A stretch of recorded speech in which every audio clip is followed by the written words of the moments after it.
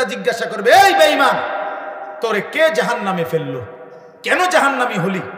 তো জাহান্নামী উত্তর দিবে, ক্বালু লাম নাকু মিনাল মুসাল্লিন। জাহান্নামী এক নাম্বার জবাব দিবে, আমি নামাজি ছিলাম না। লাম নাকু মিনাল মুসাল্লিন, আমি নামাজি ছিলাম না। তাইলে সেদিন স্বীকৃতি দিবে কেন জাহান্নামী হলো, নামাজ পড়ে নাই। কোরআনুল কারীমে আল্লাহ বলেন, কাল্লা ইযা বালাগাতিত তারাকি ওয়া কিলা মান রাক। রব্বুল আলামিন বলেন, নাফরমান পাপী মালাকুল মউত আজরাইল যখন জান কবজ করতে আসবে, তখন নাফরমান পাপীর রূহটা আজরাইল এসে কলিজা থেকে রূহটা ধরে একটা টান দিয়া ছিঁড়ে ফেলবে, রূহটা ছিঁড়ে ফেলবে। অনেক নওজোয়ান ভাই, তোমরা কেন নামাজ পড়ো না বাপ? কিসের একটা বুঝ কও, একটা ইনসাফ বলে, একটা যুক্তি তো দেখাইবেন এই পয়েন্টের কারণে হুজুর আমি নামাজ পড়ি না। কেন হালাল খান না? এই হারামখোররা বলেন, যারা সুদখোর হারামখোর, ঘুষখোর হারামখোর, কিস্তিখোর হারামখোর, বলেন হারামখোর বলেন, এখন দাঁড়ান, প্রতিবাদ করেন। আমি নাই না যাবো এখান থেকে, আমি তো ইলেকশনের জন্য আসি নাই, আমি তো আসি নাই ব্যক্তিগতভাবে। আপনি বলেন কোন যুক্তির উপরে? বলে হুজুর আমি নিজের চোখে দেখছি অসংখ্য সুদখোর তাদের সংসারের প্রয়োজন মিটাইয়া শেষ কইরা জিফুতের জন্য আর কোনো কিছু বাকি রাখে নাই, সে শেষ করে দিয়ে গেছে। কই কোন হারামখোর মরলে তার ফুতাইতে জিফুতে আর কামাই করতে হয় না, এরপরে রোজগার করতে হয় না? কথা বলেন না কেন? তো দুনিয়া স্বার্থপর, দুনিয়া রাক্ষস। পৃথিবীর সবচেয়ে দামি কাঠ দিয়া আমনে সোফা বানাইলো, 2 বছর পরে দেখবেন বার্নিশ উঠে গেছে, কোনা দিয়া ভাঙিয়া গেছে। পৃথিবীর সবচেয়ে মজবুত জিনিস ফার্নিচারও 2-4 বছরের ভিতরে আবার এটা লড়ে, এটা লড়ে। ফ্রিজের কোনা দিয়া ফানি পরে, এসি দিয়া ফানি পরে, সিটকারি ভাঙিয়া গেছে। হ্যাঁ, রাক্ষস এই দুনিয়া, শেষ হয় না, শেষ হয় না। আমি 4 কোটি টাকার বাড়ি, ভদ্রলোকের বাড়িতে গেছি, ওনারে ডেঙ্গু জ্বর হয়েছে, ওনারে ফু দিতাম। উনি আমারে কইছে দোতলা তোরটা ফু দিয়ে আইতাম না। তো গেছি, ফু দিতাম। গিয়া বললাম বাথরুমে যাব, অত্যাধুনিক ডুপ্লেক্স বাড়ি। বাথরুমে দেখি যে দরজার যে সিটকারিটা, এই সিটকারিটা আছে, কিন্তু ওই যে বল্টুটা, মানে যেটার মধ্যে সিটকারিটা লাগায়, ছোট্ট যে একটা ছোট্ট বল্টু আছে না, এটা মানে যেটার মধ্যে লাগাবে আর এটা নাই। তা আমি এটা কির মধ্যে লাগাইতাম, আমি বসতাম কেমনি বলে? পরে বালতির মধ্যে পানি দিয়া, বালতি দিয়ে দরজা ধাক্কা দিয়ে তো বসছি, নিজে বুদ্ধি বের করছি। আমি নাহলে কি করতাম এখন?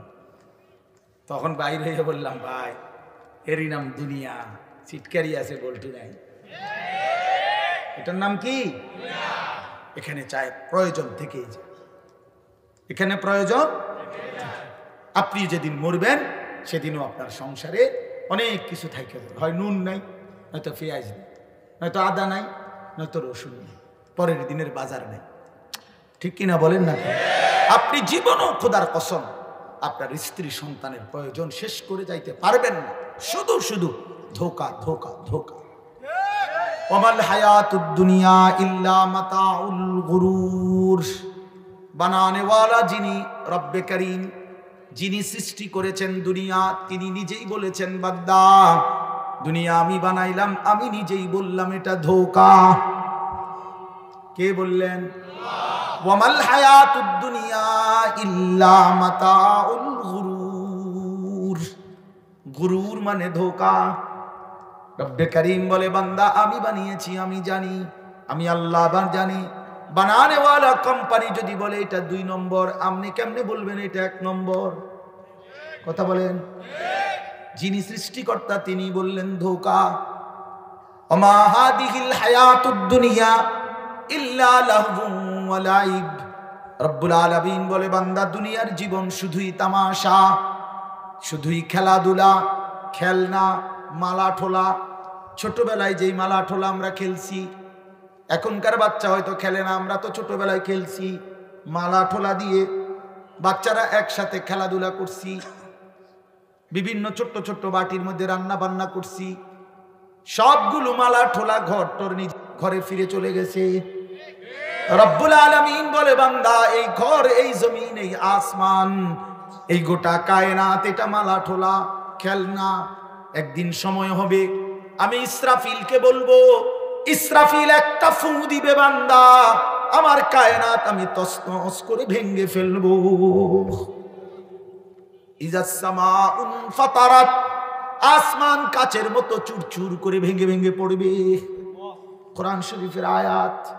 কেমনে বুঝলেন না বাপ? আমনে বুঝি চালাক, আমি বুঝি বোকা। নাফরমান বুঝি চালাক, নামাজি বুঝি বোকা। কেমনে ভাবলেন? শ্রেষ্ঠতম কোরআন কিতাব পড়ে কেন মোল্লা মৌলবি বোকা হবে? কেন বোকা না বন্ধু? আখিরাতের ফিকির করে, এই জন্য হারামের পথে যায় না। 10,000 টাকা বেতন, 8,000 টাকা বেতন দিয়ে মালিকের ঘরে খোদার 1 মাস গোলামি করে। কত অভাব থেকে যায়, সংসারের কত প্রয়োজন থেকে যায়, এর উপরও রবের গোলামি ছাড়ে না, মালিকের ঘরের সেজদা ছাড়ে না। যেন বলে আল্লাহ, স্বল্পটুকু দুনিয়ায় অল্প কিছুক্ষণের প্রয়োজন, যাই পূরণ হোক বা না হোক, আখিরাতে তুমি দিও। আল্লাহ বলে বান্দা সবর কইরো, আমি রব্বুল আলামিন শতভাগ আখিরাত তোমাকেই দিয়ে দেব। ওয়াইদ্দাত লিল মুত্তাকিন, আল্লাহ বলে জান্নাত বানানোই হয়েছে মুত্তাকিদের জন্য, ইমানদারদের জন্য, সেজদাওয়ালাদের জন্য। এজন্য বন্ধু, এজন্য কিশোর ভাই, বাপ, নওজোয়ান, মনে রেখো বাপ, দুনিয়া ধোকা, ওই নারী ধোকা, ওই নর্তকী ধোকা, সিনেমার ওই নর্তকী ধোকা, মোবাইলের ওই নারী ধোকা, উলঙ্গ ছবি ধোকা, রাস্তার ওই নর্তকী ধোকা, বেহায়া নারী ধোকা, বেপর্দা নারী ধোকা। যুবক সে নিজেই পাউডার ডলে, নিজেই ফেয়ার এন্ড লাভলি লাগায়, নিজেই মেকআপ লাগায়, আবার নিজেই ঘন্টা 2-1 পরে নিজের রুমে ফিরে, ঘরে ফিরে পানি দিয়ে আবার এগুলা ধুইয়া নিজেই ফেলাইয়া দেয়। যদি তারে বলো বোন এগুলো আবার ফেলে দিচ্ছ কেন, তুমি না এগুলা কি সুন্দরে লাগাইলা, সে বলবে আমি এগুলো রাস্তার বখাটেকে ধোকা দিছিলাম। ধোকা ধোকা ধোকা। ওই বেউকুফ মনে করছে আমি খুব সুন্দর, আসলে আমি উদ্দা, আমি ধোকা। নাইলে কি, নাহলে এবারে হালাইলো কেন, এটি ধুইলো কেন? কথা বলেন না কেন? এগুলো আস্তরে না করে লেবে, একদম ডাইরেক্ট টাইলস লাগাইলে বেটার উপরে দিয়া, পাউডারের টাইলস দিয়ে দাও, পাউডার দিয়ে আস্তর দিয়ে লাও। কথা বলেন না কেন? সে যেহেতু ধুয়ে ফেলে দেয়, সে নিজেই বোঝায় আমি ধোকা দিচ্ছি, আমি ধোকা দিচ্ছি, আমি ধোকা দিচ্ছি। তুমি যুবক ধোকা খাইছো, নওজোয়ান ধোকা খাইলেন। নারী ছবি, মোবাইলের অস্থির দৃশ্য, ওর উলঙ্গ নাচ, এই বেহায়াপনা যাদের জিন্দিগি, এক নারীর পিছনে, এক মেয়ের পিছনে জিন্দিগি যারা শেষ করে দিছে, খোদার কসম ভাইয়া, একদিন রাত ফুরাইলে, একদিন দিনের শেষে, সময়ের আবর্তনে দেখবেন তুমি ধোকাই খাইছো। ধোকায় শরীরও শেষ, জীবনও শেষ, যৌবনও শেষ, শরীরের সক্ষমতাও শেষ, আখিরাতও শেষ। খাসিরাত দুনিয়া ওয়াল আখিরা, দুনিয়াও বরবাদ হলো, আখিরাতও বরবাদ। অথচ যেই চাহিদা আল্লাহ দিয়েছেন, সেই চাহিদা পূরণের ব্যবস্থা আল্লাহই রাখছেন। এটা এমনি মিলত। যাকে আল্লাহ তৃষ্ণা দিয়েছেন তার জন্য আল্লাহ পানির ব্যবস্থাও করছেন, যাকে আল্লাহ ক্ষুধা দিয়েছেন তার জন্য হালাল খাবারের ব্যবস্থাও আল্লাহ করেছেন। ঠিক শাহওয়াত, মানুষের জৈবিক চাহিদা, যৌন চাহিদা যিনি দিয়েছেন, খোদার কসম তিনি হালাল স্ত্রীর ব্যবস্থাও রেখেছেন। তাহলে যেই চাহিদা আল্লাহ দেয়, সেটা পূরণের বৈধ ব্যবস্থাও আল্লাহ তাআলা দিয়েছেন। যিনি সুদ হারাম করেছেন, তিনি ব্যবসা তো হালাল করছেন। যিনি মদ হারাম করছেন, তিনি মধু তো হালাল করেছেন। তাইলে বিকল্প ব্যবস্থা তো আল্লাহ তাআলা রাখছেন। এমন যদি হইতো আমারে মাছ দরিয়ায় আল্লাহ ছেড়ে দিল, আমি অন কি করব? চারিদিকে যেটাই কই সবই নিষেধ, সবই নিষেধ, তো আমি অন কি করব? আমার ভিতরে শাহওয়াত আছে, আমার ভিতরে কামনা বাসনা চাহিদা আছে, অথচ আমার সবই হারাম করে দিছে। তাইলে না রে জুলুম হইতো, সবই হারাম। কথা বলেন না কেন?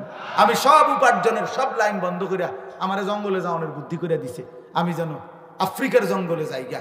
তাইলে এটাও যদি হইতো, তাইলে না আল্লাহ তাআলা উপার্জনের সব ব্যবস্থা বন্ধ করে দিছে। তাইলে আল্লাহ তাআলা মদে না হারাম করছে, জুয়া না হারাম করছে, সুদে না হারাম করছে, ঘুষে না হারাম করছে, কিন্তু হালাল কিছু নাই, বৈধ উপায়ের কোনো ব্যবস্থাপনা নাই। তাহলে প্রিয় ভাই বলেন, কুলু মিনাত তাইয়্যিবাত, আল্লাহ বলছে জমিনে হালাল যা তা খাও। এই জন্য আমার অনুরোধ রইল আপনাদের কাছে, আমি একসাথে এই কথাগুলো বলার অর্থ হলো, মূল বিষয় হলো ফিকির চাই, ফিকির চাই। আমার ওয়াজের একটা মূল মাকসাদ এটা, কলিজার ভিতরে যেন এই অনুভূতি জাগে যে বাস্তবিক অর্থে শুধু একজন বক্তা আসছে, ওয়াজ করছে, ভালোই কইছে, আপনার যার্যের মতো না রে বাপ, এটা কোনো জিন্দিগি না বাপ, এটা কোনো জীবন। আমরা মুসলমান, আমরা মুমিন, আমাদের আল্লাহর কাছে দাঁড়াইতে হবে। খোদার কসম বাপ, আমাদেরকে আমাদের জিন্দিগির হিসাব দিতে হবে। সুম্মা লাতুসআলুন্না ইয়াওমাইদিন আনিন নাঈম। আল্লাহ তাআলা বলছে, বান্দা আমি জমিনে তোমারে যতগুলো নিয়ামত দিয়েছি, প্রতিটি নিয়ামতের ব্যাপারে হাসরের ময়দানে আমি জিজ্ঞেস করব। একেবারে একটা নিঃশ্বাস, এক ফোঁটা পানি, এক লোকমা খাবার, একটা চোখের পলকের হিসাব আমি আল্লাহর সামনে দিতে হবে। এই আয়াতের তাফসিরে আমরা পড়ছি, হযরত ওমর, আপনারা নাম জানেন না, ওমর রাদিয়াল্লাহু তাআলা আনহু 3 দিন ক্ষুধার্ত থাকার পরে, 3 দিন পরে নবীজির সামনে, নবীজিও ক্ষুধার্ত, আবু বকর সিদ্দিকও ক্ষুধার্ত, 2টা খেজুর আর একটু পানি পান করছে। 3 দিন ক্ষুধার্ত থাকার পরে আল্লাহর কসম, নবীজি তখন বলছে, আমরা নিজে তাফসিরে পড়ছি, নবীজি সাল্লাল্লাহু আলাইহি সাল্লাম বলেন, ওয়াল্লাহি লা তুসআলু আন হাযান নাঈম। ওমর, খোদার কসম ওমর, এই 2টা খেজুর আর এই এক ঢোক পানির জন্য হাসরের ময়দানে তোমার এরও জবাব দিতে হবে। এর বিনিময়ে তুমি আল্লাহ পাকের কি শুকর আদায় করছো? হ্যাঁ প্রিয় ভাইয়া, বলো, প্রতিদিন 3 বেলা আরামসে খানা খাইতেছেন, কোনো হিসাব দিতে হবে না? হ্যাঁ, হাসরের ময়দান মামুর বাড়ি মনে করছেন? হাসরের ময়দান মিথ্যা মনে করছেন? কবর, হাসর, মিজান, ফুলসিরাত, আখিরাত হবে তো? সন্দেহ হয় না, হবার কোনো যুক্তি নেই। কোরআন সুন্নাহর আয়াত তো আছেই, হাদিস আছেই, যুক্তিতেও এটা হবে। কেন যুক্তিতে হবে? কেন যুক্তি হলো এই সহজ যুক্তি, মোটা একটা যুক্তি হলো এই যে দুনিয়াবি ব্যাপারে আল্লাহ তাআলা কোরআনে যে তথ্যগুলো দিছে সেগুলো শতভাগ সঠিক হইতেছে। কাজেই যেই আল্লাহর দুনিয়াবি বিষয়ের তথ্য নিখুঁত, অতএব এই আল্লাহ যেহেতু আখিরাতের ব্যাপারে এই তথ্যগুলো দিছে, এগুলোও নিখুঁত। বুঝেন নাই কথাটা? এটা একটা মোটা যুক্তি দেখাইলাম। যেমন মনে করেন আল্লাহ তাআলা বলছেন, আলাম নাজআলিল আরদা মিহাদা, আমি তোমাদের জন্য এই জমিনকে তোমাদের পায়ের নিচে বিছানার মতো বানিয়ে দিয়েছি। এখন আমরা দেখতেছি, অথবা বিজ্ঞান প্রমাণ করছে, মাটি আমগো মাথার উপরে, ঠিক না? মাটি আমগো মাথার উপরে কোনখানে? তো আল্লাহ এটাই করছে, তো ঠিক আছে তো? আরে হয়েছে কিনা বলেন? ওয়া বানাইনা ফাওকাকুম সাবআন শিদাদা, আল্লাহ বলেন আমি মাথার উপরে 7টি আসমান বানিয়েছি। তো আল্লাহ তাআলা বলেন আসমান মাথার উপরে ঊর্ধ্বে, তো বিজ্ঞান প্রমাণ করছে আসমান আটলান্টিক মহাসাগরের নিচে কোনখানে? তো ঠিক আছে নি? বলেন না কেন, ঠিক আছে কিনা? আল্লাহ কোরআনে বলছেন, লা শামসু ইয়ামবাগি লাহা আন তুদরিকাল কামার ওয়ালাল লাইলু সাবিকুন নাহার, সূরা ইয়াসিনের মধ্যে আছে। আল্লাহ বলছে সূর্য চন্দ্রকে ডিঙ্গায় না, চন্দ্র সূর্যকে ডিঙ্গায় না, রাত দিনকে অতিক্রম করে না। অর্থাৎ একসাথে 72 ঘন্টা রাত হয় না, একসাথে 72 ঘন্টা দিন হয় না। যে সূর্য উঠছে চাঁদে আর সাইড ফাইতে আছে না, হে সূর্য যা ওটা সরেন, আমি যতক্ষণ মনে হয় আগে থাকি, আমি কাহিল হইলে তোরে কমবে না, এমন কথা বলেন না কেন? আল্লাহ বলে না, এমন হয় না, আমার সৃষ্টি এমন হচ্ছে না। প্রতিনিয়ত খিলফাতান, পর্যায়ক্রমে, একবার সূর্য একবার চন্দ্র, একবার সূর্য একবার চন্দ্র, একবার রাত একবার দিন, একবার রাত একবার দিন, এভাবেই চলতেছে। এখন আপনাদের একজন বুড়া মানুষের জিগান, তাহলে 90 বছরের একজন বুড়া চাচারে জিগান, চাচা আপনার আমলে একবার এরম হয়েছিল নি যে টানা 72 ঘন্টা রাত? কথা বলেন না কেন? আপনি জীবনে শুনছেন, এটা রূপকথার বইয়ের মধ্যে তো নাই, কোন কিচ্ছা কাহিনীর মধ্যে আসেনি এরকম যে এক দেশে এক জায়গায় একটা দেশ আসিল একবার, ওইখানে 72 ঘন্টা রাত, 76 ঘন্টা রাত, এমন হয়েছিল না। তার মানে সিস্টেম চেঞ্জ হয়নি। তাহলে আল্লাহ পাক দুনিয়ার ব্যাপারে আর অনেক আছে, যত তথ্য দিচ্ছেন এই আসমান, জমিন, চন্দ্র, সূর্য, গ্রহ, নক্ষত্র, আলো, বাতাস, আকাশ, জমিন, আমাদের ব্যাপারে সবকিছু সঠিক। যেটা যেমনে বলছে নবী, আল্লাহ, কোরআন, সুন্নাহ, এটা যেহেতু সঠিক, অতএব কবর, হাসর, মিজান, ফুলসিরাত, আখিরাত ওই ব্যাপারেও আল্লাহ রসুল যা বলছে তাও সঠিক। বুঝেন নাই কথা? নাহলে ভুল হইলে এগুলো ভুল হইতো, বিজ্ঞানের আধুনিক গবেষণায় এগুলো ভুল প্রমাণিত হইতো। যে কোরআনে বলছে এই তথ্য, ইসলাম গবেষণায় প্রমাণিত হয়েছে উল্টাটা। এমন কোনটা? এমন কোনটা আছে কখনো কোথাও শুনছেন আপনি? না। অতএব প্রিয় বন্ধু আমার, বাপ আমার, বুঝতে শিখেন, বুঝতে শিখেন। আমরা কবরের যাত্রা। আপনি এই চূড়ান্ত সত্যকে অস্বীকার করার কোনো সুযোগ নাই। যে সত্য আমাকে গ্রহণ করতে হবে, যেই মৃত্যু আমাকে বরণ করতেই হবে, যেই কবরে আমারে যেতেই হবে, ওটারে পাশ কাইটেন না, ওটারে আড়াল করতে পারবেন না। আপনি অ্যাভয়েড করবেন কিভাবে? এই পূর্বপুরুষের সব যেহেতু কবরে গেছে, আমাকেও যাইতে হবে। তাহলে যেই সত্য আমাকে মুখোমুখি হতেই হবে, যেই মৃত্যুর মুখোমুখি আমাকে হতেই হবে, যেই কবরের মুখোমুখি আমাকে হতেই হবে বাপ, অতএব তার জন্য বুদ্ধিমান বিবেকবান হিসাবে উচিত এটার জন্য প্রস্তুতি নেন। কথা বলেন না? আমার ডায়াবেটিস হয়েই গেছে, এখন আমার দায়িত্ব কি? এখন আমার দায়িত্ব হলো তদন্ত করা যে গত 20 বছরের মাহফিলে কারা কারা আমাকে মিষ্টি খাওয়াইছে, এই সমস্ত লোককে বিচারের মুখোমুখি করা যে আপনাদের এই অব্যাহত মিষ্টি খাওয়ানোর কারণে আজ 21 বছর পরে আমার কি হয়েছে? ডায়াবেটিস হয়েছে। এটাই তো দায়িত্ব নাকি? এটাই তো দায়িত্ব। এটা পাগলের কথা এটা। হ্যাঁ, তাহলে এইটা কি আমার জিম্মাদারি? না, আমার জিম্মাদারি হলো ডাক্তারের সাথে এখন পরামর্শ করা যে ডাক্তার সাহেব, যেটা হবার তো হয়েই গেছে, ডায়াবেটিস। এখন আমাকে সামনের সময়টা আমি কিভাবে চললে স্বাভাবিক থাকতে পারবো, বাকিটুকু হায়াত আমার এই ফর্মুলা বলে দেন। এটাই না? কথা বলেন না? এটাই কি না? তো তাইলে মৃত্যু আমাকে বরণ করতেই হবে, কবরে আমারে যাইতেই হবে। এটা যেহেতু স্পষ্ট, এটা যেহেতু ক্লিয়ার, এটা যেহেতু নিশ্চিত, অতএব আমার জিম্মাদারি হলো যে এখান থেকে বাঁচা যায় কিভাবে, মৃত্যু থেকে, কবর থেকে কিভাবে বাঁচা যায়, এটার কৌশল বাইর করা। এটা ঠিক। আরে আবার শুনেন, আপনি যখন নিশ্চিত হলেন মৃত্যুবরণ করতেই হবে, আপনি যখন নিশ্চিত হলেন কবরে যাইতেই হবে, এখন আমার দায়িত্ব কি? এই কৌশল খোঁজা যে মৃত্যু থেকে কিভাবে বাঁচা যায়, কবর থেকে কিভাবে বাঁচা যায়। এই বুঝছেন নি আমার কথা? এখন আপনি এই কৌশল নিয়ে খুঁজবেন। কেমনে খুঁজবেন? আমনের থেকে ভালা ভালা বেড় বুদ্ধিমান গেছে গা কবরে, আমনের থেকে বড় বড় ক্ষমতাবান চলে গেছে কবরে, আপনার বেল আসেনি, আপনার পাত্তা আসেনি মিয়া। তাইলে কি করতে হবে? এখন বুদ্ধিমান সে যে হিসাব করবে যে তাহলে আমাকে যেহেতু মৃত্যুবরণ করতেই হবে, কবরে যেতেই হবে, অতএব কবরে কেমনে সুখে থাকতে পারি, আমি যেন মৃত্যুর পরে কিভাবে আরাম থাকতে পারি, তার জন্য আমাকে কি করতে হবে হুজুর, সেইটা আমারে বলে দেন। আর এটাই কোরআন বলছে, এটাই রাসূল বলছে, এটাই যুগ যুগ ধরে উলামায়ে কেরাম আপনাদের কাছে বলতেছে। আপনারা পাত্তা দেন নাই, গুরুত্ব দেন নাই, না দিলেও মনে রাখবেন একদিন এই চূড়ান্ত সত্যের মুখোমুখি হয়ে সেদিন আফসোস করবেন, সেদিন আফসোস করবেন, খোদার কসম আফসোস করবেন।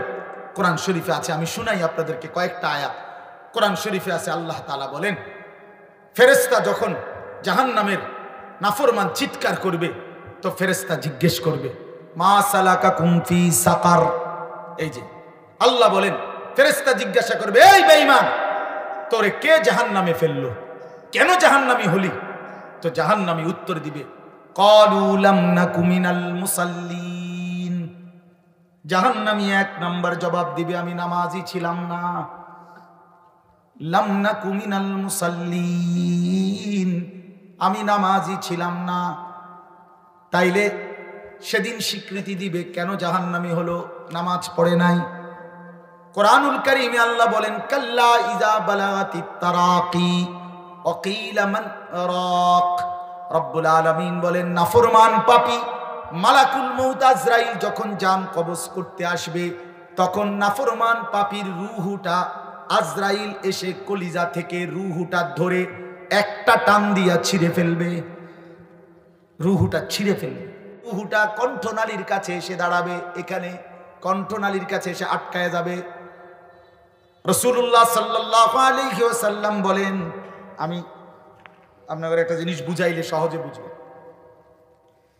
এই যে দেখেন এই টিস্যু পেপার, এটা টান দিলে খুব সহজ, এই যে বের হইতেছে খুব সহজে কিনা, কথা বলেন না? আচ্ছা, এটা বাদ দেন। এবার এইখানে দেখেন আরেকটা পলিথিন আছে, এই যে এখানে দেখছেন, মানে এটার লগে টাইট হইয়া লাগিয়া রয়েছে। এইটা যদি কেউ খুলতে চায় তাহলে টান দিলেই তো বেরিয়ে যাবে। কি করতে হবে? এটার টাইন না ছিটতে হবে। এই যে দেখছেন, এরকম টাইনা টাইনা ছিটতে হবে না। খোদার কসম নবীজি বলছে, নাফরমান পাপীর রুহু কণ্ঠনালীর মধ্যে আটকায়া থাকবে, এই রুহু বের হতে চাইবে না। মালাকুল মউত আজরাইল খপ করে ধরে টাইনা হেসরায়া ছিঁড়া এরপরে বের করবে। আল্লাহর কসম। এখন কেন এই নির্মম মৃত্যু হলো? কেন এইভাবে তার রুহু ছিঁড়া বাইর করলো? কেন? খোদার কসম আল্লাহ কোরআনে বলছে কারণ দুইটা। এই নাফরমানের মৃত্যু এমন ভয়ানক হলো কেন? আল্লাহ নিজে বলেন, ফালা সাদ্দাকা ওয়ালা সাল্লা, এই বেঈমান আমি আল্লাহরে বিশ্বাস করে নাই, ওয়ালা সাল্লা, এবং নামাজ আদায় করে নাই। এজন্য দোস্ত, তোমরা যারা নামাজ পড়ো না, মনে রাখো এই বন্ধুর কথা, বেনামাজি তোর কলজার থেকে রুহু ছিঁড়া টাইনা ফেলে দিবে। তখন বুঝবা, তখন বুঝবা বন্ধু। খাও, ভাত খাও, ঘুম যাও, দুনিয়া ভোগ করো, নারী দেখো, ছবি দেখো, নাচ দেখো, উলঙ্গ দৃশ্য দেখো, সারা রাত মোবাইলে জিনা ব্যভিচারের দৃশ্য দেখো, সারা সকাল ঘুমাও, ফজর নামাজের খবর নাই, জোহরের নামাজের খবর নাই, এশার নামাজের খবর নাই, এক ওয়াক্ত নামাজের সেজদা যার কপালে নাই, কোন দিন খোদার 365 দিনে কোনো দিন ফজরের নামাজ পড়ে না, একটা দিন কোনোদিন ফজরের নামাজ পড়ে না। আল্লাহর কসম বন্ধু, আরেকবার আমি জানতে চাই, আমি স্পষ্ট বলতে চাই, 365 দিনে যে কোনোদিন ফজরের নামাজ পড়লো না, তুমি মানুষের বাচ্চা কিনা আমার এটা সন্দেহ হয়। তুমি মুসলমানের বাচ্চা কিনা এটা বোঝা উচিত। ইনসাফ করে। জি জি, এটা ইনসাফের সাথে বোঝা উচিত, এটা ইনসাফের সাথে বোঝা উচিত। 365 দিন আপনি ইনসাফের সাথে ভাবেন, খোদার একটা বছর কোনোদিন ফজরের নামাজ পড়বে না। হায় হায়, এটা কি আশ্চর্য মানুষ। আরে মুসলমানের বাচ্চা, তুই এভাবে আল্লাহরে ভুললি কেমনে? এই মায়ের সন্তান আল্লাহরে এভাবে ভুললি কেমনে বন্ধু? কেমনে রে ভুললি ভাইয়া? মাকে মানুষ এতদিন ভুলে থাকে, বাপকে এতদিন ভুলে থাকে মানুষ। হ্যাঁ, কোন মা যদি বলে 6 মাসের পরে, ফুত তুই কেমনে রে পারলি? ফুত তুই আমারে একটা ফোন দিলি না গত 6টা মাসে, তুই কেমনে পারলি? আমি কি তোর সেই মা না যে মা তোরে আমি 9 মাস গর্ভে ধারণ করেছি? আমি তো সেই মা যে মা তোরে 2টা বছর বুকের দুধ খাওয়াইছি। এই কথা বলে যদি কোনো মা কাঁদা দেয়, আমার বাপ বলেন তো পাষাণ সন্তানের কলিজাটা অত নরম হয়ে যাবে? হবে কি না বলেন? হবে না? তো রব্বুল আলামিন জানতে চাইছে, ইয়া আইয়ুহাল ইনসান মা গাররাকা বিরাব্বিকাল কারীম। আল্লাহ বলছে, বান্দা আমার মতো দয়ালু মেহেরবান মাওলা, যে তোমারে খাওয়াইলাম, পরাইলাম, অন্ন দিলাম, বস্ত্র দিলাম, রিজিক দিলাম, খাদ্য দিলাম, পানীয় দিলাম, আসমান দিলাম, জমিন দিলাম, চন্দ্র সূর্য গ্রহ নক্ষত্র, আলো বাতাস রোদ বৃষ্টি 24 ঘন্টা দিলাম, শরীরের সক্ষমতা দিলাম, প্রতিটা নিঃশ্বাসের যোগ্যতা দিলাম, এমন দয়ালু এমন মেহেরবান মাওলাকে ছেড়ে তুমি কেমনে ধোকা খাইলা বান্দা? মা গাররাকা, কে তোমাকে ধোকা দিল? আমি আল্লাহর চাইতে কোন বন্ধু পেলা? আমার চাইতে আপনজন কাকে পাইলা বান্দা, যাকে পেয়ে আমার মতো মাওলাকে ছেড়ে দিলা? বলো ভাইয়া, বলো বাপ, যারা নামাজ পড়েন না, যারা আল্লাহকে ডাকেন না, যারা হালাল হারাম বলতে কিছুই বোঝেন না, কেমনে ভুলে গেলেন আল্লাহকে? মা গাররাক। আল্লাহ জিজ্ঞেস করছে, বান্দা আমার মতো মাওলাকে কেমনে ভুলে গেলা? হযরত মাওলানা তারেক জামিল সাহেব বলছে, আল্লাহ যেন এরকম কাছে আই না, মাথায় পিঠে হাত বুলাইয়া এক আপন মায়ের মতো যেন বলতেছে, এই বান্দা কেমনে রে পারলি আমারে ভুলে থাকতে? একটা বছর কোনো দিন আমার ফজরের সেজদা দিলি না, একটা দিনও জানলিও না আমার ভোর হয় কখন, আমি সূর্য উঠাই কখন, আমার ফজরের আজান হয় কখন, কোনো দিন শুনলি না? কেমনে পারলাম? বলো ভাইয়া। এই জন্য দয়া করে এই রাত গভীরে ভাবতে শিখেন। একজনই ভাবেন। আমি আবারও বলছি, আমি সংখ্যার কাঙ্গাল না, খুব বেশি কম এটা আমার কোনো মাথা ব্যথা না, কিন্তু একজন হলে একজনই ভাবেন। একটা যুবক ভাই তুমি ভাবো, কেন সেজদা দিলা না? কেন নামাজ পড়ো না? দিন রাত কত হাজার নারী দেখলে তোমার তৃপ্তি হবে ভাইয়া? কত উলঙ্গ ছবি দেখলে তোমার স্বস্তি হবে ভাইয়া? তোমার শখ মিটবে কোন দিন? তোমার তৃপ্তি হবে কোন দিন? খোদার কসম, গুনাহ তৃপ্তি দেয় না। সারা পৃথিবীর সব নারী উলঙ্গ করে দেখলেও তোমার তৃপ্তি হবে না। সারা সব সাগরের পানি মদ বানায় দিলেও নেশাখোরের তৃপ্তি হয় না, তৃপ্তি হয় না। জুয়ারি কখনো তৃপ্ত হয় না, নেশাখোর কখনো তৃপ্ত হয় না, হারামখোর কখনো তৃপ্ত হয় না। এজন্য আমি অনুরোধ করছি, আমরা প্রত্যেকেই ফিকির করি আমাদের জিন্দিগি আখিরাত। আমরা মুসলমান, আমরা মুমিন, আমরা মুমিন। কোরআন শরীফে আছে, আল্লাহ তাআলা জিজ্ঞেস করছে, ফাবি আইয়ি হাদিসিন বাদাহু ইউমিনুন। প্রিয় ভাই, আমার এই শেষের কথাগুলো শুনেন। আল্লাহ তাআলা বলছে, বান্দা আমি 23টা বছর কোরআন নাজিল করেছি। আল্লাহ নিজে 23 বছর কোরআন নাজিল করছে। আল্লাহ বলছে, বান্দা আমি কোরআনে এক একটা কথা বারবার বারবার বলছি, এতবার বললাম, এতভাবে বললাম, আমার রাসূলের মাধ্যমে বললাম। আমার বন্ধু 23টা বছর চোখের পানি ফেলছে, তোমাদের দুয়ারে দুয়ারে, দাঁড়ে দাঁড়ে আখিরাতের কথা ফেরি করছে। আল্লাহ বলে, বান্দা এরপরে বলো আমি আর কিভাবে বললে, কোন কথা বললে, আর কতবার বললে তুমি আমার কথা মেনে নিতা? তুমি বলো, বলো। একজন বেনামাজি সন্তান, তুমি বলো ভাইয়া, তোমার আল্লাহ আর কতবার বললে তুমি নামাজ পড়তা? বলে। একজন বেহায়া নারীকে, বেপর্দা নারীকে বলেন, বোন আর কতবার নিষেধ করলে তুমি পর্দা ছেড়ে দিতা, পর্দা করতা, বেপর্দিকে ছেড়ে দিতা, কতবার বললে? এই জন্য বন্ধু, আল্লাহ জানতে চাইছে এটা, যে বান্দা বলো না আমি আর কতবার বলতাম? আমি 23 বছর বলার পরেও তোমার দিল নরম হলো না? তোমার দিল নরম হইল না? নবী সাল্লাল্লাহু আলাইহি সাল্লামও হাসরের ময়দানে বলবেন, উম্মত আমি 23 বছর কেঁদেছি তোমাদের জন্য, আমি 23 বছর কষ্ট করেছি, তায়েফের রক্তে আমার শরীর রক্তাক্ত হয়ে গেছে, উহুদের দান দান করা শহীদে আমি উহুদের ময়দানে পড়েছিলাম, আমি পেটে ক্ষুধার কষ্টে 2টা পাথর বেঁধেছিলাম। উম্মত আমি জানতে চাই, উম্মত আমি আর কত কাঁদলে, কত রক্ত ঝরাইলে, কত পেটের ক্ষুধা সইলে, আর কত কষ্ট করলে তোমরা আমারে মানতা, আমার কথা শুনতা, আমাকে অনুসরণ করতা? বলো উম্মত, এটা কি আমল নামা নিয়ে আসছো যেটা দিয়ে আমি সুপারিশ করব? আমি এই আমল নামা কেমনে দেখাবো মালিকের সামনে? নবীজির সামনে আপনি যখন আমল নামা দিবেন, সুপারিশের জন্য বলবেন যে ইয়া রাসূলুল্লাহ, এই যে আনিসুর রহমান আশরাফি আমার নাম, এটা আপনি আমার আমল নামাটা দেখে সুপারিশ করেন।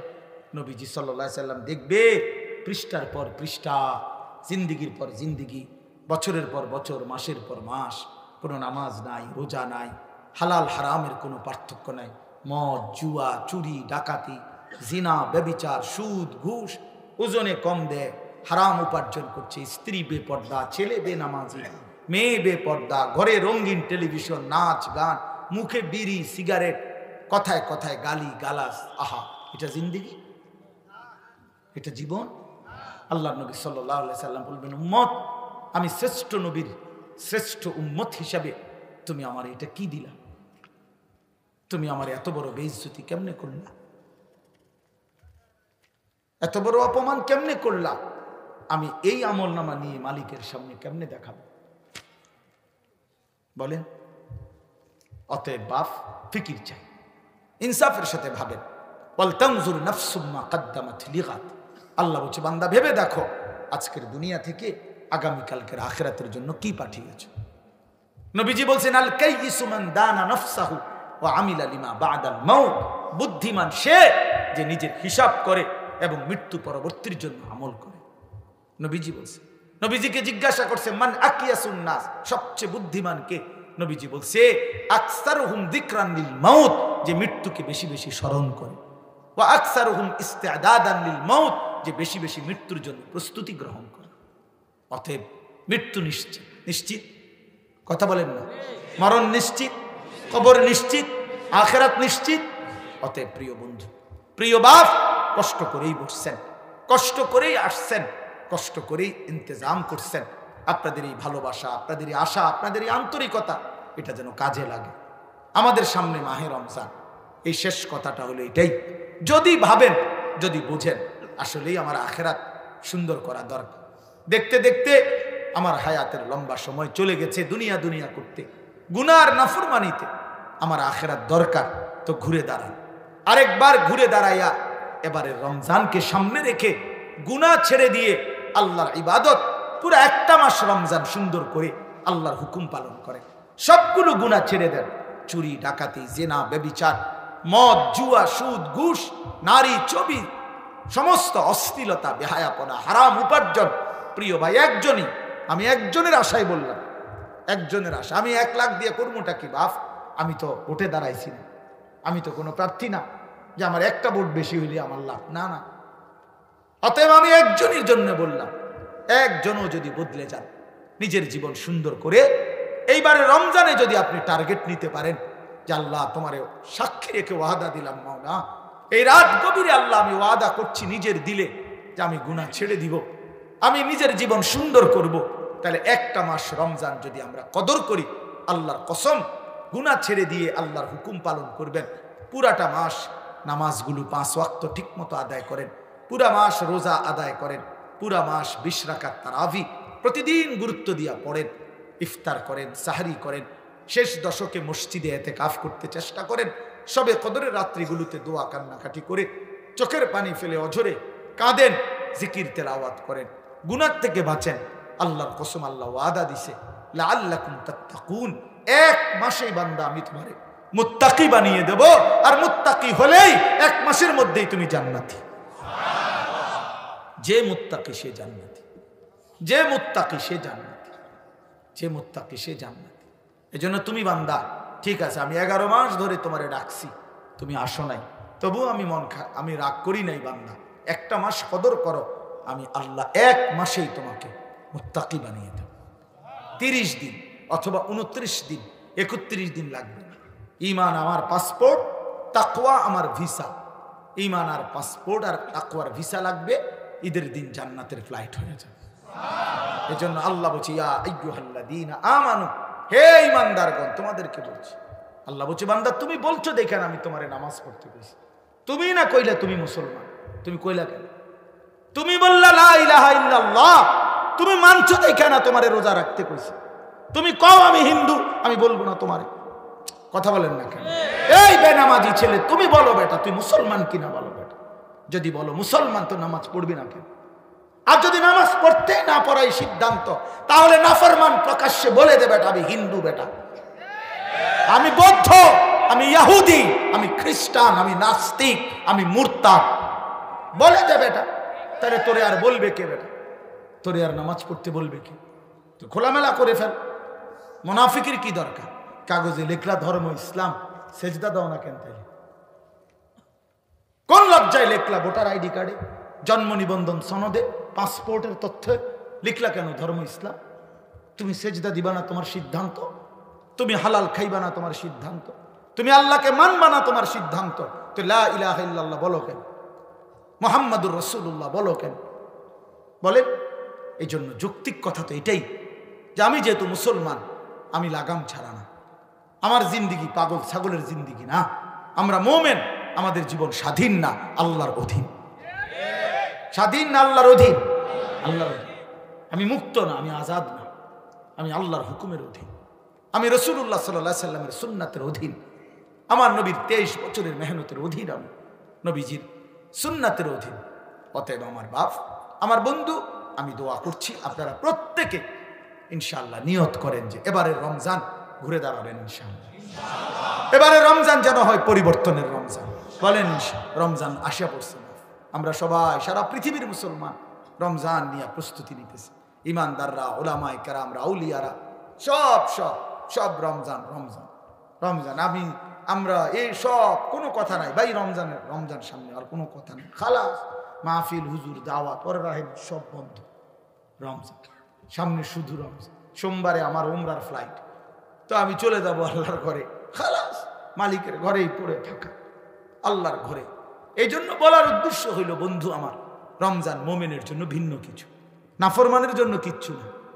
নাফরমানের জন্য বুট মুড়ি, ইমানদারের জন্য ইফতার। হ্যাঁ, নাফরমানের জন্য মুরগার গোস্ত, গরুর গোস্ত, ইমানদারের জন্য সাহারি। সাহারি বরকত, ইফতার বরকত, রোজা বরকত। ঈদ তো তার জন্য যে রোজা রাখে, ঈদ তো তার জন্য যে গুনাহ ছেড়ে দেয়। কোন নাফরমান বাটপার, কোন হারামখোর, সুদখোর, কোন বেহায়া বেপর্দা নারী পুরা রমজান যেগুলা বাজারে বাজারে মার্কেটে মার্কেটে ঘুইরা জুতা কিনছে আর শাড়ি গহনা কিনছে, এই সমস্ত নারীদের জন্য, এই সমস্ত পুরুষ যারা হালাল হারামের তমিজ করে নাই, খোদার কসম এদের জন্য কোনো ঈদ নাই। ঈদ তোর বাপের না, ঈদ জাতিসংঘের না, ঈদ বাংলাদেশ সরকারের না, ঈদ আল্লাহর দেওয়া, আল্লাহর দেওয়া, আল্লাহর দেওয়া। অতএব আল্লাহর নাফরমানি করে ঈদ পালনের কোনো অধিকার তুই বেঈমানের নাই বেটা। তোর আবার কিসের ঈদ? তোর আবার ঈদ কি? তুই সেজদা করছিলাম, হ্যাঁ? তোর আবার কিসের ঈদ? পুরা মাস চুরি করলা, বাটফারি করলা, ওজনে কম দিলা, সুদের টাকা আগের মতো খাইলা, ঘুষের টাকা আগের মতো। হাওড়ার ঈদ, জুতা একজোড়া ফিন্দা আড়ে ঈদ। কিতা ঈদ আছে জুতা? কি অবস্থা আপনার ঈদের? কি করে এই যে শার্ট দেখছেন না, ঈদ ঈদ বলে শার্ট। ঈদ মানে নতুন জুতো, হ্যাঁ, মানে আপনার পুরান জুতা দিয়া না, নতুন জুতা দিয়া ফিটবে আর কি। আপনার ঈদ মানে নতুন, ঈদ মানে নতুন জুতা। কোথায় লিখছে এটা? পৃথিবীর কোন কিতাবে আছে? হ্যাঁ, অতএব নাফরমানের কোনো ঈদ নাই। ঈদ এটা জাতিসংঘ থেকে দিছে, এটা 21শে ফেব্রুয়ারি, এটা 26শে মার্চ, এগুলো না বাংলাদেশীয় কি বিষয়, ঠিক আছে না কথা? আজকে 21শে ফেব্রুয়ারি, একটি গুরুত্বপূর্ণ মহিমান্বিত আমাদের দেশের জন্য একটি দিবস, ঠিক আছে? এটা আমাদের ভাষা দিবস, এটা আন্তর্জাতিক মাতৃভাষা দিবস, তো এটা তো রাষ্ট্রীয় দিবস। 26শে মার্চ, 16ই ডিসেম্বর, তো ঈদ কি এরকম কিছু না? ঈদ আল্লাহর দেওয়া, ঈদ রাসূলুল্লাহ সাল্লাল্লাহু আলাইহি ওয়াসাল্লামের সুনান। অতএব দয়া করে আমরা অনুরোধ করছি, রমজান পুরাটা ঈদের প্রস্তুতি নয়, রমজান আখিরাতের প্রস্তুতি। বলেন না কেন? সামনে ঈদ, সামনে কি ঈদ? সামনে রোজা, সামনে রোজা, রোজা আখিরাতের প্রস্তুতি। অতএব আপনারা ইনশাআল্লাহ প্রত্যেকে গুনাহ ছেড়ে দিয়ে 5 ওয়াক্ত নামাজের সিদ্ধান্ত নিয়ে রমজান গুনাহমুক্ত কাটাবেন। বলেন ইনশাআল্লাহ। যুবক ভাই, আমি অনুরোধ করছি, যুবক ভাই শেষ পর্যন্ত যে কয়জনে টিকলা, তোমরা নওজোয়ান ভাই কও যে 5 ওয়াক্ত নামাজ পড়বা ভাইয়া। আমার আসার মূল উদ্দেশ্য ভাইয়া এটা। আমি আল্লাহ তৌফিক দান করে, আল্লাহ কবুল করে নেন। নওজোয়ান ভাই মনে রাখো, আগামীর পৃথিবীতে ইসলামের পৃথিবী, আগামীর পৃথিবী কোরআনের পৃথিবী, আগামীর পৃথিবী কালেমার পতাকা উড়বে ইনশাআল্লাহ। শুধু বাংলাদেশ, আমরাও পৃথিবীর খোঁজ খবর রাখি, সারা বিশ্ব ইতিহাস, সারা পৃথিবীর হালাত আমরাও পর্যালোচনা করি, আলহামদুলিল্লাহ। অতএব গোটা পৃথিবীতেই এখন মজলুমের বিজয়, জালেমের পরাজয়। এটা শুধু বাংলাদেশে পলাইছে এমন না, বহুত জায়গায় পলাইছে, আরো পলাবে। হ্যাঁ, উইকেট পড়তে আছে, বোলিং চলতে আছে, জানেন এটা? বোলিং কররা বোলিং, হ্যাঁ, বোলিং চলতেছে সারা বিশ্বে, সারা বিশ্বেই মজলুম বোলিং করতে আছে এবং জায়গায় জায়গায় উইকেট পড়তেছে, আরো উইকেট পড়বে ইনশাআল্লাহ। ইসরায়েলের কুত্তা হেরেই যাবে ইনশাআল্লাহ। মজলুম ফিলিস্তিনের বিজয় হবেই হবে ইনশাআল্লাহ। মনে রেখো দোস্ত, একদিন ঘুম থেকে উঠা শুনবা ফিলিস্তিনের গাজার ইমানদাররা বিজয়ের হাসি হাসতেছে, আর ইসরায়েলের কুত্তারা হেরে গেছে, হেরে গেছে, হেরে গেছে, হেরে গেছে। এজন্য দয়া করে সারা পৃথিবীতে ইনশাআল্লাহ ইমানদারের বিজয়ী হবে। আফগানিস্তানে কালেমার পতাকা উঠছে, সিরিয়ায় কালেমার পতাকা উঠছে, অতএব পৃথিবীর অন্যত্র কালেমার পতাকা উড়বে ইনশাআল্লাহ, উড়বে ইনশাআল্লাহ। এজন্য দয়া করে কিশোর নওজোয়ান ভাই নষ্ট হইও না, চরিত্রহীন হইও না, আখলাক বরবাদ করো না, নাই তো দাজ্জালের সামনে টিকতা না, ইমাম মাহাদিকে চিন্তা না, আখেরাত বরবাদ করো না, নিজের ঈমান শেষ করে দিও না, আখেরাত নষ্ট করে দিও না, নষ্ট করে দিও না। এই নারী ছবির পিছনে জিন্দেগি শেষ করি। যে মেয়েটার জন্য তুমি আজ 6 বছর ঘুরতেছ, এ ফালতু, ফালতু। যার সাথে বিবাহ বহির্ভূত সম্পর্ক, এটা সম্পর্ক না, এটা জেনা, এটা বেবিচার। বিবাহ বহির্ভূত যে কোনো রকমের সম্পর্ক, সেটা জেনা বেবিচার, সেটা জেনা বেবিচার, এটা হারাম। আর হারামের মধ্যে সুখ হয় না, হারামের মধ্যে কি আসে না? সুখ হয় না, সুখ হয়। আমি ব্যক্তিগতভাবে জানি ভাইয়া, অসংখ্য অগণিত যুবক আমাদের সাথে সম্পর্ক আছে। আমার জিন্দিগি নওজোয়ানদের জন্য, ফিকির নওজোয়ানদের জন্য, দিবা নিশি ফিকির করি। এই জন্য আমরা তো শুনি কি হালাত, আহা ভাইয়া কষ্টের জিন্দিগি হবে।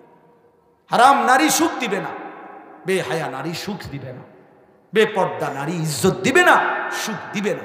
আল্লাহ আমাদেরকে বুঝার তৌফিক দান করেন, আল্লাহ আমাদেরকে কবুল করে নেন।